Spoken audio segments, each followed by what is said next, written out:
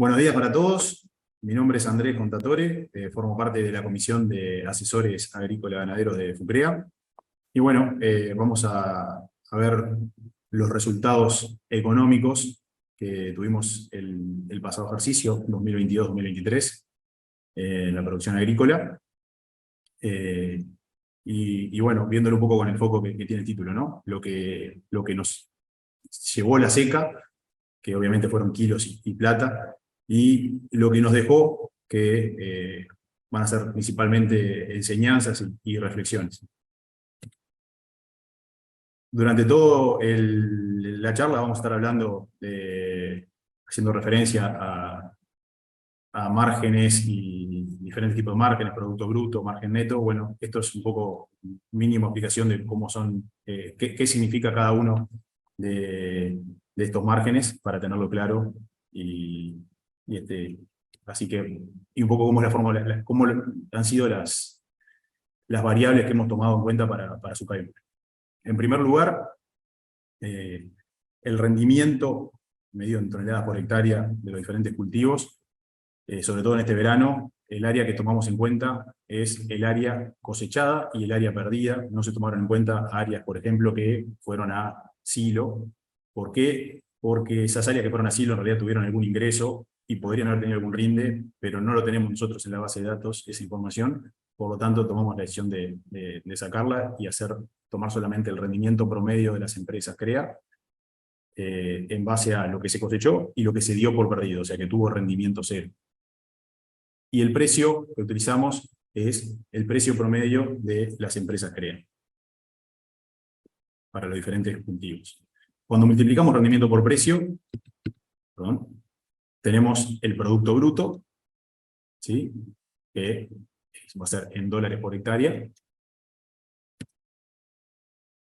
Cuando a ese producto bruto le sacamos los costos directos de producción y los costos comerciales, tenemos como resultado el margen bruto, ¿sí? Ese margen bruto es antes de renta y antes de costos de estructura.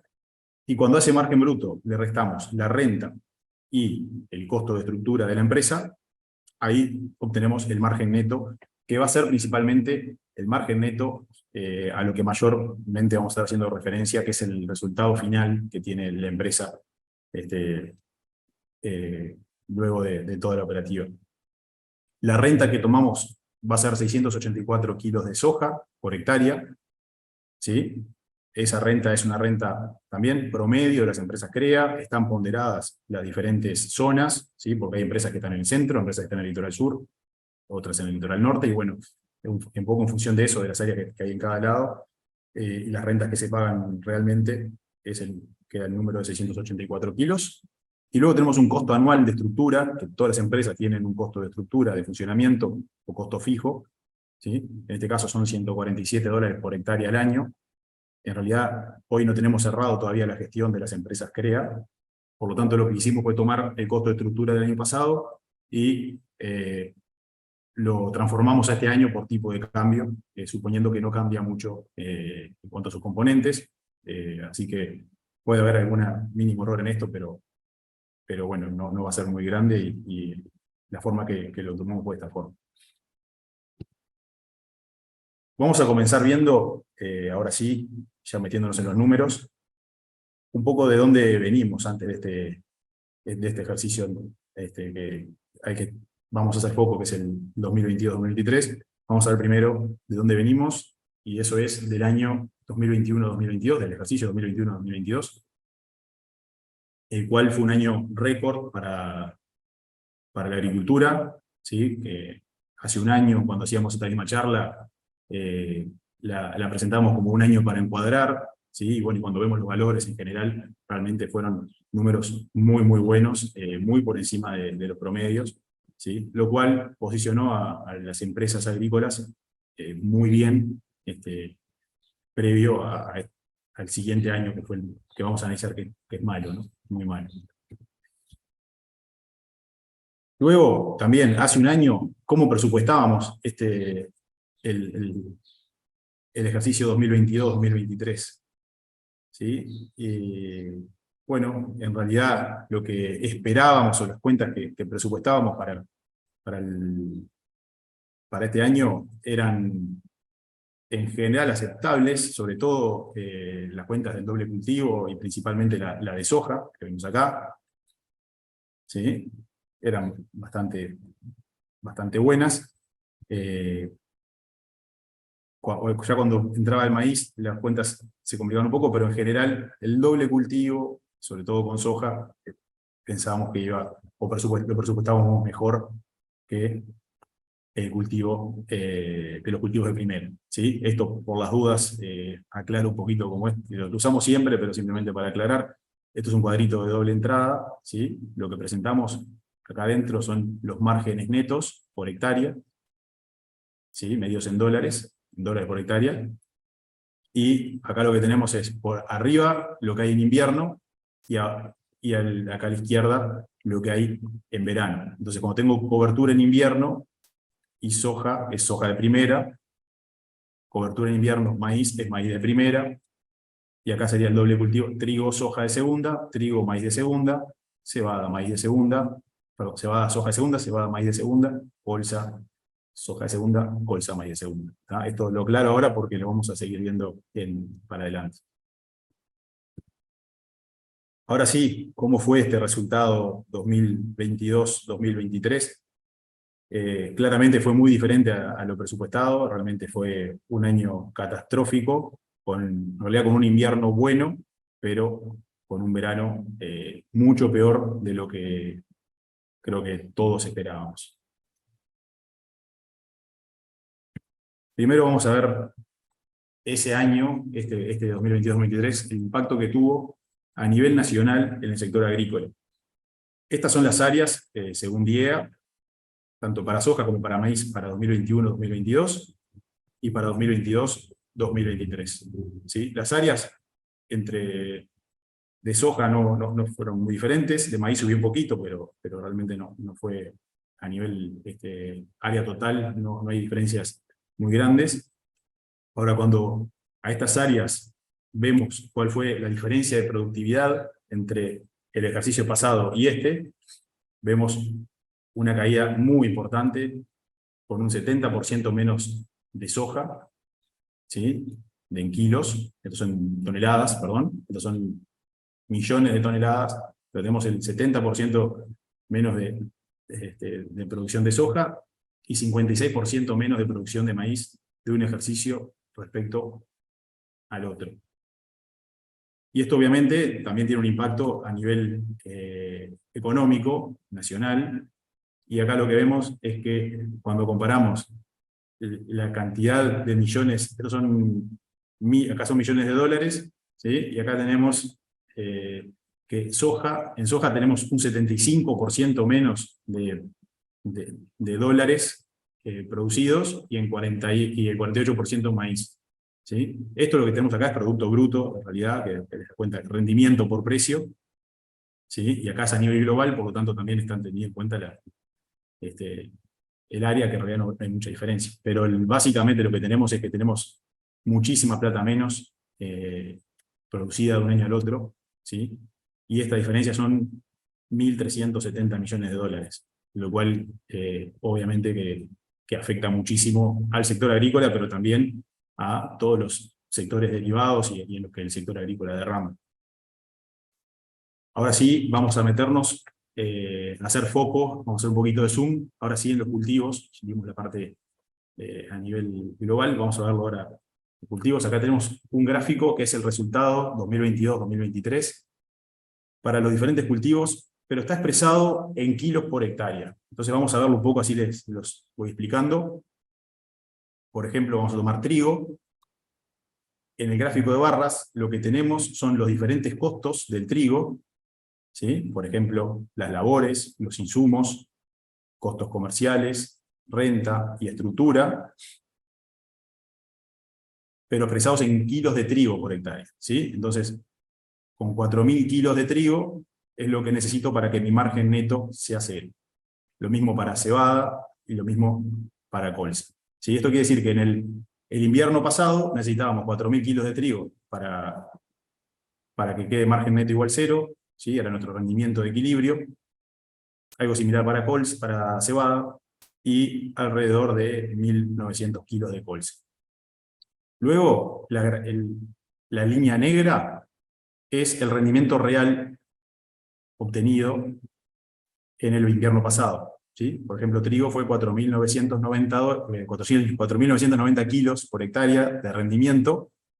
Por lo tanto, la diferencia entre el rendimiento obtenido y los costos medidos en kilos es el margen neto que tuve. En este caso son casi 1.000 kilos de trigo y son $295 por hectárea. Esto quiere decir que el rendimiento de equilibrio de trigo eran 4.000 kilos, se obtuvieron 4.990 kilos, y el margen neto del cultivo de trigo en el año pasado fue de $295 por hectárea. Para cebada, $244, y colza, vemos que están ahí casi en un empate técnico de menos 37. Esto, en términos generales y a nivel promedio, es un invierno muy bueno para lo que normalmente tenemos, que está bastante por debajo de eso. Muchas veces el invierno lo único que se busca es por lo menos llegar a pagar los costos de estructura y la renta, la media renta que toca el invierno. Este estuvo muy por encima. Bien, ahora que entendimos eso, vamos a ver el verano. Bueno, esto es soja de primera. El margen neto de soja de primera fue de menos $777, ¿sí? Y acá vemos por qué. El rendimiento de equilibrio eran cerca de 2.500 kilos, y la producción fue de 830 kilos de soja, o sea que quedamos muy por debajo. Soja de segunda, también estamos muy por debajo del rendimiento de equilibrio, pero la pérdida fue un poco menor, gracias a que en realidad tengo la mitad de renta y la mitad de estructura. Maíz de primera, 2.350 kilos, tenemos $656 de margen neto negativo, y el maíz de segunda, un rendimiento realmente nefasto de 1.200 kilos, que tenemos $590 de pérdida en el año. ¿Sí? Y esto es, viéndolo cada uno por cultivo, cada cultivo por separado. Ahora volvemos al cuadrito que les había explicado antes, ¿sí? En el cual vemos por secuencia, y algo interesante en esta secuencia es que cuando tomamos en cuenta, por ejemplo, la soja, trigo-soja de segunda, el rendimiento de la soja de segunda que tomamos en cuenta es el rendimiento real de la soja que tuvo como antecesor trigo, ¿sí? Y eso ya pudimos ver en la charla de Joaquín, que hubo diferencias en cuanto al rendimiento de soja de segunda según antecesor, y esas diferencias están tenidas en cuenta, y en parte explican por qué se dan también estas diferencias en los márgenes netos. Analizando estos márgenes, lo primero a destacar es que el doble cultivo en general resultó más favorable que los cultivos de primera, tanto para soja como para maíz, ¿sí? Ahora, cuando miramos un poquito más en detalle el doble cultivo, no todos fueron iguales. En general, el doble cultivo gramínea fue mejor. El doble cultivo con colza no fue tan bueno. ¿Y eso por qué? Porque vimos que la colza, como cultivo de invierno, había tenido un margen algo inferior, o en realidad había sido prácticamente un empate.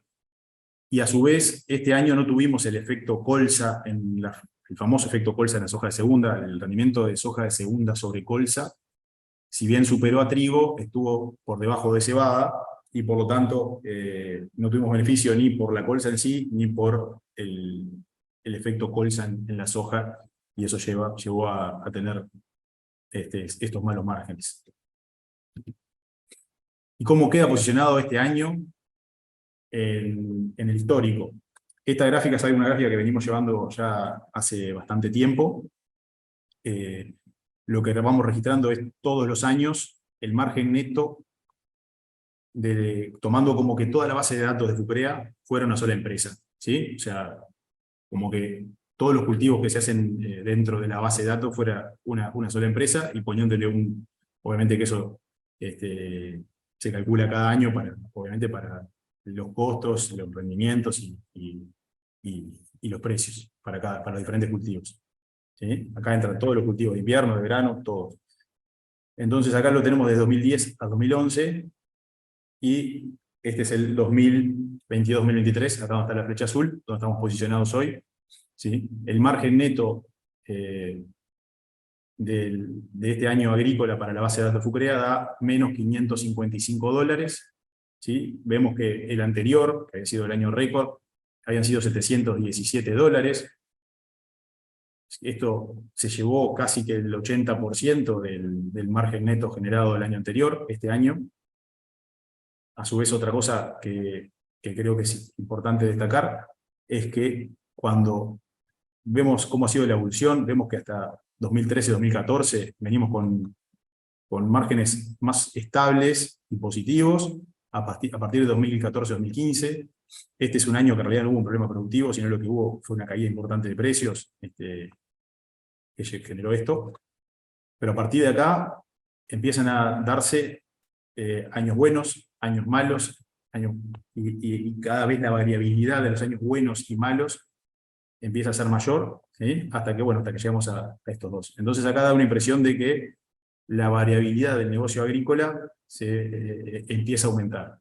Y por otro lado acá tenemos, esto es los dólares totales acumulados, ¿sí? Que estos están en dólares corrientes, por lo tanto yo no puedo comparar un dólar del 22-23 con un dólar del 10-11. ¿Por qué? Porque un dólar en el 2010-2011 yo compraba más cosas que lo que compro hoy con un dólar, ¿sí? Entonces, para poder hacer un análisis del acumulado un poco más real, lo que hacemos es pasar los mismos valores, pero a dólares constantes, ¿sí? Y eso nos da que el acumulado real son $1.363 durante estos 13 años. Esto quiere decir que el margen neto promedio anual del negocio agrícola fue de $105.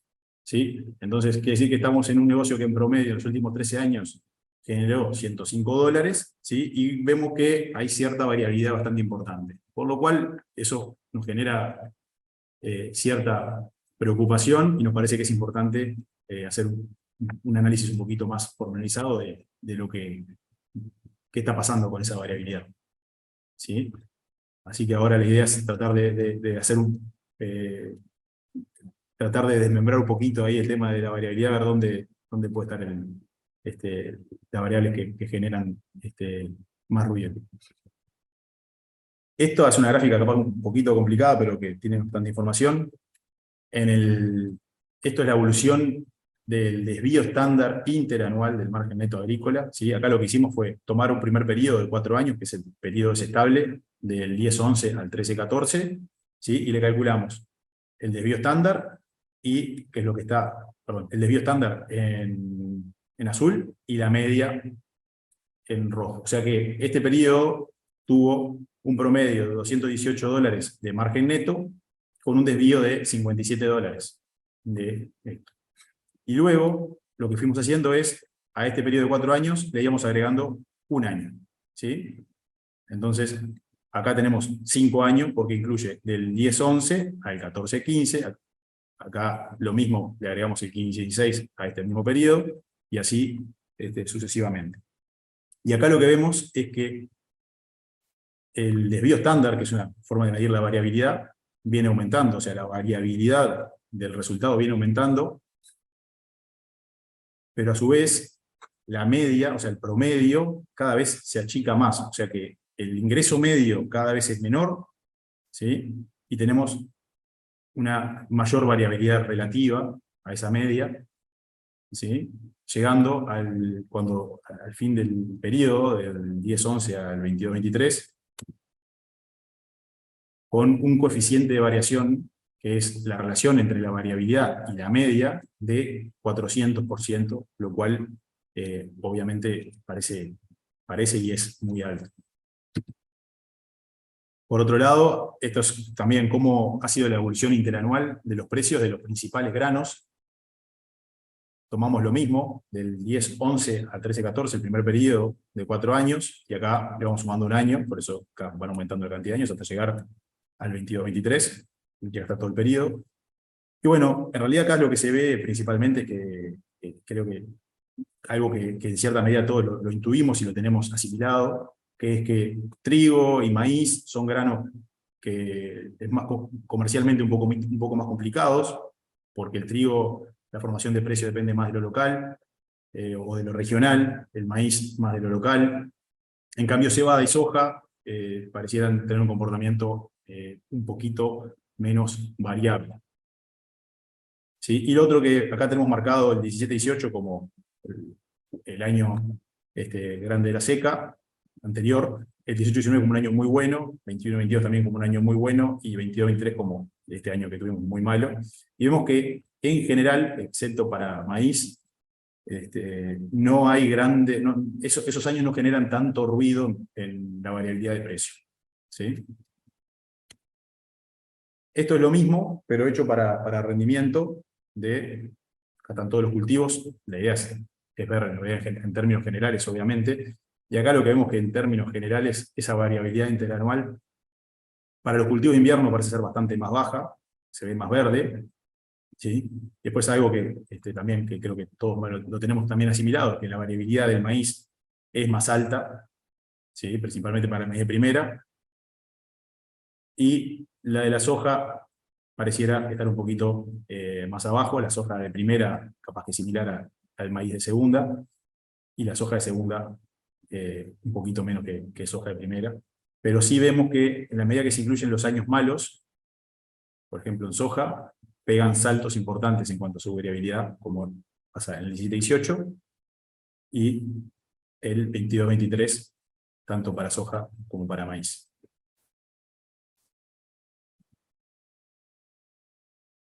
Esta otra gráfica,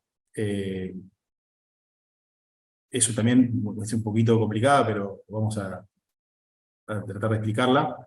Por un lado tenemos el margen neto, que son las barras que tenemos acá, el margen neto histórico, que ya lo vimos. Por otro lado tenemos el costo, medido en dólares por hectárea, promedio, ¿sí? de una hectárea agrícola. Y luego, esta es la relación entre margen neto y costos, ¿sí? O sea, esta relación es una aproximación a una rentabilidad o un beneficio de operación, es cuánta plata gano contra respecto a la que gasté, ¿sí? Lo primero vamos a ver es los costos. Vemos que los costos, a partir de 2010-2011, en realidad se han mantenido algo estables, han tenido una baja en este periodo, que en parte ha sido efecto de una disminución de algo del doble cultivo, pero esa baja se ha mantenido hasta 19-20, ¿sí? Y a partir de 19-20 venimos en un aumento sostenido de los costos, y bastante importante. A su vez, bueno, esperamos que respecto a 2022-2023, este ejercicio se espera alguna caída, no sabemos cuánto puede llegar a bajar, pero estimamos que van a bajar los costos, pero de todas formas estamos en niveles más altos de lo que veníamos acostumbrados el periodo anterior. ¿Sí? Y luego cuando vemos la evolución de la relación entre margen neto y costo, vemos también que cumple un poco lo que pasaba con el margen neto. Hasta 2013-2014, si bien viene bajando, estamos bastante más estable, y a partir de ahí empieza una especie de electrocardiograma, ¿sí? En el que en un periodo relativamente corto se dan máximos y mínimos bastante importantes.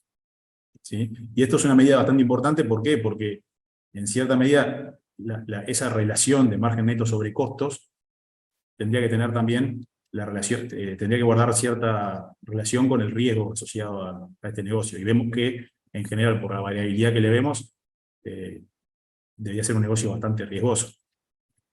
Y acá vemos de vuelta el tema, la relación margen neto costos, resumida en un cuadro, ¿sí? Y vemos que los primeros años, más o menos, son unos colores relativamente estables, y luego empiezan a cambiar de color entre verde, amarillo y rojo constantemente, ¿sí? Y a su vez, cuando hacemos el promedio de este periodo de 13 años, nos da que la relación margen neto sobre costos es cercana al 7%. ¿Sí? Entonces, lo que hablábamos, es un negocio muy riesgoso y voy a ganar el 7%. esto parece ser un retorno relativamente bajo para el riesgo que vemos. Si viene una persona que no sabe nada y yo le presento esto y le digo que va a ganar el 7%, o que el promedio al que apunta sería un 7% de retorno, y seguramente no le va a gustar mucho, ¿no? Y por otro lado, también vemos que el negocio agrícola para muchas empresas tiene que seguir siendo atractivo porque se siguen arrendando los campos, se sigue produciendo, empresas quieren crecer. Entonces ahí no tenemos la respuesta, pero es una de las discusiones que suele darse en la comisión de asesores, qué es lo que pasa. Y bueno, siempre surge, bueno, pero hay empresas que esto no tienen estos resultados, que tienen mejores resultados. Bueno, pero si están esas empresas muy buenas, también tiene que haber otras que son muy malas para llegar a los promedios. Y otra discusión, y otro tema que también surge muy seguido, es si realmente las empresas están remunerando correctamente todos sus factores de producción. Esto quiere decir, bueno, si yo soy propietario de la tierra y no tengo renta, yo debería de poder ganar plata por encima de el costo oportunidad de renta, ¿no? O sea, tendría que poder pagar la renta de mercado y encima ganar sobre eso. O si tengo maquinaria propia, tengo que tener cuidado con esos... o sea, no por tener maquinaria propia mi costo de siembra o de cosecha es cero, sino que tengo que agregar el costo de amortización de la maquinaria y un montón de cosas. Y bueno, esas son algunas de las discusiones que suelen darse en la comisión de asesores. Y bueno, creo que está bueno para plantearlas. Ahora vamos a ver el presupuesto agrícola 2022-2023. ¿Sí? Esperemos que sea la luz al final del túnel. El cuadro ya está más entendido, así que vamos a mostrarlo rápidamente. Esto es para trigo, cebada y colza. ¿Sí? Vemos que el rendimiento de equilibrio hoy estaría en torno a los 3.500 kilos para trigo y cebada, y alrededor de 1.700 kilos para colza. ¿Sí? Habría algún margen positivo general en trigo y cebada, y colza estaría de vuelta ahí frente a un posible empate técnico por lo menos con estos rendimientos promedio que tenemos. ¿Sí? También tener en cuenta que en estos presupuestos ya está tenida en cuenta también la disminución que tuvimos este año en costo de fertilizante. Esto obviamente que no es de todas las empresas, de las que tenemos registro, se disminuyó la proporción tanto de fósforo, de fertilizante basal, así como de las refertilizaciones nitrogenadas que se venían haciendo hasta ahora.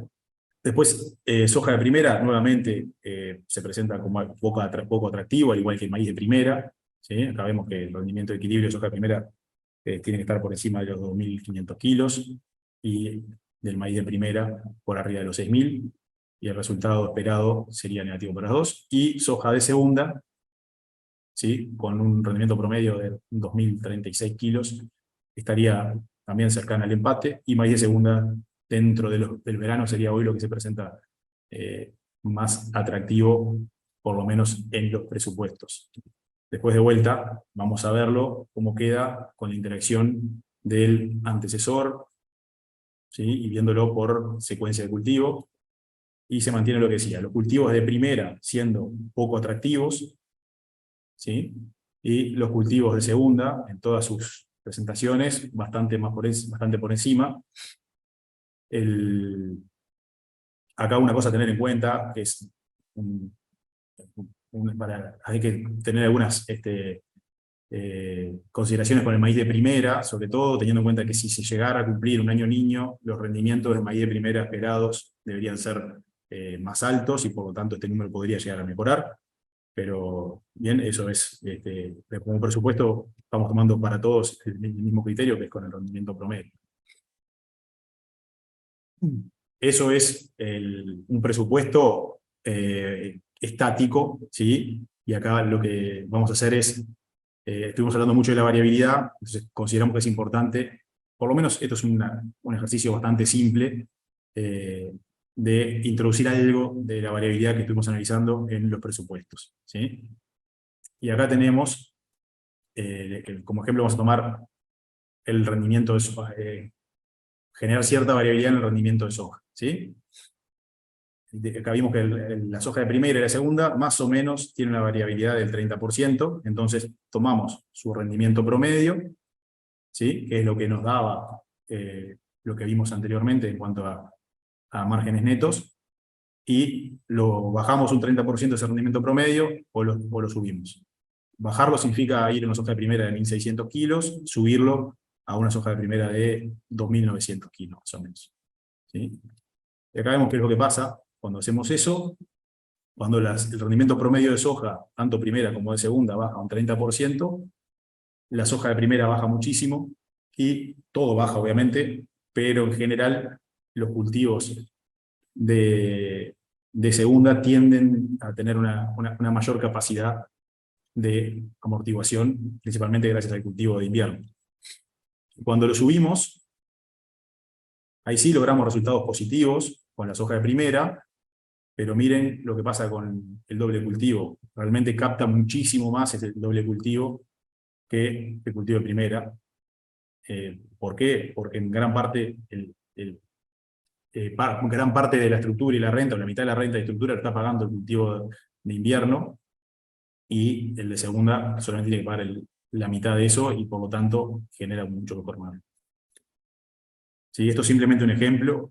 Obviamente que esto lo recomendable es hacer análisis más completos, con más variables, y variabilizarlo más, pero esto simplemente a modo de ejemplo de la importancia que tiene analizar la variabilidad y no quedarnos con la foto estática que teníamos, como nos pasó el año pasado cuando veíamos, bien, tenemos solo el presupuesto, pero obviamente que el presupuesto seguramente le erremos porque no vamos a enfocarle exacto al rendimiento, pero lo que está bueno es justamente jugar con eso para ver qué tanto riesgo tengo en mi empresa según la secuencia que tengo de cultivos.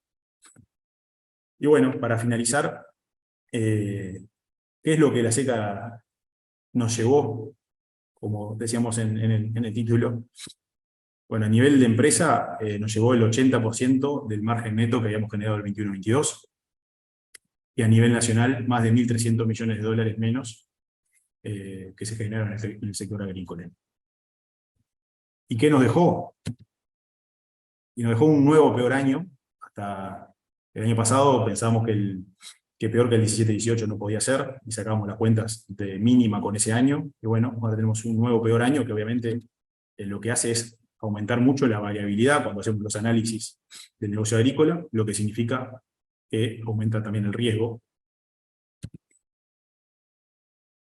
También creo que remarca la importancia de tratar de generar estrategias que mitiguen ese riesgo asociado, ¿sí? Que a veces cuando salimos de los años buenos no le damos tanta importancia, pero después de estos años creo que nos recuerdan que hay que mirarlo con más respeto.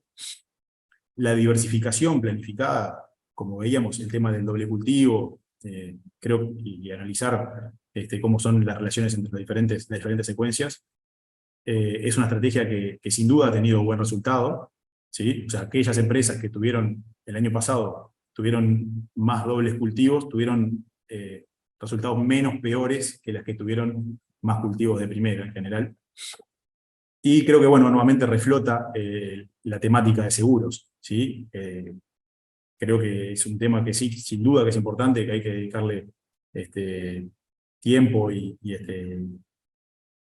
meterle cabeza, porque también, bueno, por algo solamente el 10% de las empresas aseguran. Claramente los seguros que hay hoy no son atractivos para la gran mayoría de las empresas. Entonces,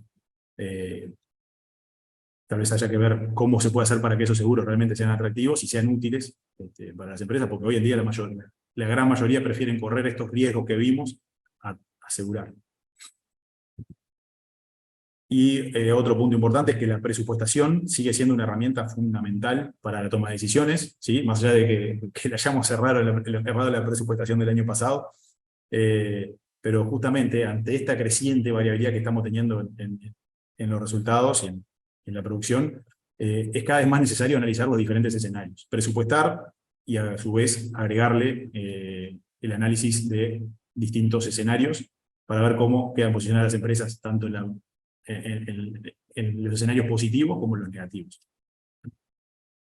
Y también nos deja algunas preguntas, ¿sí? Estas son preguntas que vamos a dejar abiertas y un poco también para pensarlas para futuras para futuros trabajos de la comisión. Aparentemente este año, gracias a que tuvimos un excelente 2021-2022, el sector agrícola lo va a poder sobrellevar, ¿sí? Y también en gran medida que tuvimos un excelente invierno, ¿no? Eso no hay que tomarlo, hay que agregarlo y es muy importante. La pregunta es si en otros momentos podemos estar preparados para tener otro golpe de esto, ¿sí? Y viendo cómo viene la variabilidad, no sabemos cuándo, pero sabemos que algún año malo, ojalá no sea nunca como este que pasamos, pero algún año malo vamos a tener siempre. Entonces, creo que es importante hacer foco en esto y pensar si estamos preparados, si el sector agrícola está preparado, si mi empresa está preparada y ver cómo nos preparamos para hacerlo. A su vez, viendo la creciente variabilidad que estamos hablando del negocio agrícola, pensar cada uno en su empresa qué puede hacer para bajar esta variabilidad creciente que estamos teniendo. Y a su vez, ¿a qué se debe esta variabilidad? Obviamente cuando lo analizamos, el rendimiento es fundamental en explicarla. Y la pregunta es, bueno, ¿por qué estamos teniendo tanta variación en el rendimiento? Que nos vamos de 3.000 kilos a 800. ¿Eso qué es? ¿Es cambio climático?